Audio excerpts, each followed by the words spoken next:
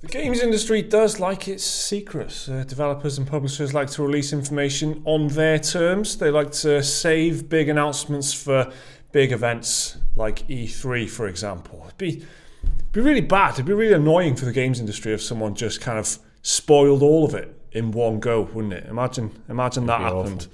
My name's Mike Williams. This is Gareth Evans. Hey. Welcome to Pretty Good Gaming. Walmart Canada has spoiled E3 potentially. They've kind of did this mind-boggling. I can't think of any other time I've seen anything on this scale before, just in terms of the sheer number of games. But someone kind of tweeted out, I guess, that's how the leak kind of really first took off. Someone tweeted out a screenshot of Walmart's store listings for upcoming console games and PC games, and there were just loads of games that, as far as we're aware, do not exist on there, including Just Cause 4, Gears of War 5, Rage 2, a new Assassin's Creed, a new Splinter Cell, Forza Horizon 5, for some reason, as far as I'm aware, there's not a Forza Horizon 4, Borderlands 3, something called Destiny Comet, which we'll get onto in a bit. All these games, alongside games that we do know are coming, like Last of Us 2 and The Division 2 and so on. This is a pretty massive leak, isn't it, to begin with, if it is, in fact, if it does turn out to be true? Yeah, is it some case of somebody just clicking the wrong button or making a page go live before they should have? I mean, if that's the fine line between keeping secrets in the industry and somebody in the IT department clicking a button and for Walmart Canada, then surely they need to rethink the procedures. Yeah, first of all, I got to say, it does always amaze me that the games industry manages to keep a lid on things because of the amount of people involved and the amount of companies involved, and the fact that someone can keep like Bethesda can keep a surprise until 4 or 5 months before the game comes out. They can keep a lid on the game's development for 3 or 4 years. It's pretty amazing. So the fact that this has happened is maybe not surprising in one sense, but also, like I said at the top of this, I haven't seen these kind of numbers in leaks ever before. So, are we assuming that all these are accurate? We're going to talk about that. Yeah, definitely. So, first of all, we'll talk about Rage, which is, I think, probably the biggest one because of what followed afterwards. So, Rage 2 would obviously be a follow-up to the original from a few years ago from ID Software, published by Bethesda. It's a first-person shooter, kind of apocalyptic setting, and it was like there was like vehicles in it and stuff. And it was, I don't know, it wasn't open world. It was linear and stuff, but it was kind of like Mad Max and kind of like Fallout, but it had like this really tight gunplay and stuff, and I happen to really enjoy it. And it's probably most memorable on the 360 for having like 3 discs or something crazy like that to install, because it had like these really high-res textures and stuff at the time.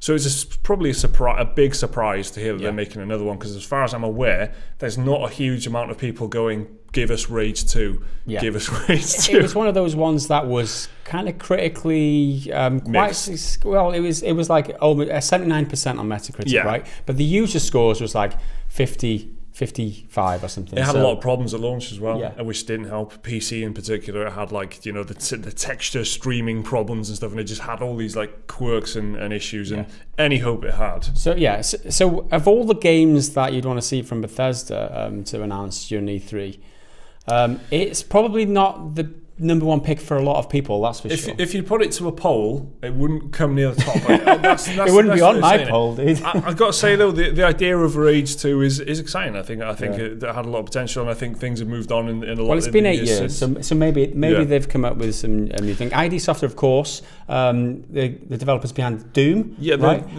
And some pedigree. And that was rumoured to be what Bethesda were going to announce, Doom 2, right? A lot of people want Doom 2 announced. So is this a kicking the balls for people who were expecting Doom 2 to be announced at E3? Whereas, it's going to be a Rage. Everyone's going to be excited about that, right? That's very Doom, though, isn't it? A kick in the balls from the people who make Doom.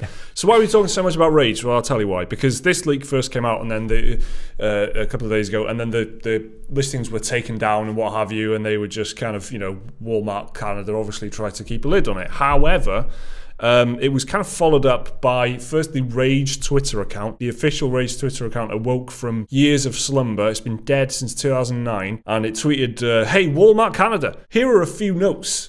and like a picture of like the screen, like the store listing for Walmart Canada for Rage, and then they just kind of made fun of it a bit and pointed out no box art. It's not all caps and all that. It was really funny, and it was so they just had a bit of a laugh with it, and that's the only tweet on there now, and it's an account from 2009. That is the only tweet that's on there, and then in response to that, the official Bethesda account replied saying just the word "dude." Right? Dude! And on top of that, Bethesda marketing boss Pete Hines weighed in on Twitter as well, simply saying, "This is why we can't have nice things." Or, you know, the kind of thing someone would say if you spoil a surprise. Is that confirming it then? It feels pretty concrete, right? So Rage 2 feels like that's gonna happen. And why would Walmart Canada just put Rage 2 as a theoretical, maybe there'll be a Rage 2, because it's like a bit of an outside chance, as we've already discussed. It's not like something people are demanding. So it seems like they know something. Combined with all that stuff, it feels like Rage 2 is happening at the very least, doesn't it? It does feel a lot like that. And we talked recently about Pete Hines talking about the Bethesda E3 conference, about how there will be secrets, how there will be a couple of announcements. Yeah, he did. Yeah. So this is why we can't have nice things. That he's referring to all this excitement for announcing at E3, I guess. My hope is that I was hoping for Starfield, right? I was hoping to announce Starfield at E3, and then it was going to come out in November. If it's going to be Rage, I might be enraged myself because Starfield, it puts doubt, it casts a cloud over my Starfield hopes and dreams, because I want to play a space RPG, man. Yeah. Well, it's still coming. It's still coming. Yeah, hopefully. And I think the thing with Rage is that the reason I'm optimistic is because I enjoy Doom so much, and I absolutely loved it. And I think, like I said, things have moved on, and they've probably picked up lessons from other places. And I feel like Rage was almost there. It's just like a degree or two off being a great game, but it was an important couple of degrees, and they just missed a few things that didn't quite make it work. And I think that, you know, the way that open world design is these days, or even if they went for a pure level based thing like Doom, you know, it could be great. And the gunplay in Doom, and all these kind of Bethesda titles, Wolfenstein as well. I absolutely loved Wolfenstein.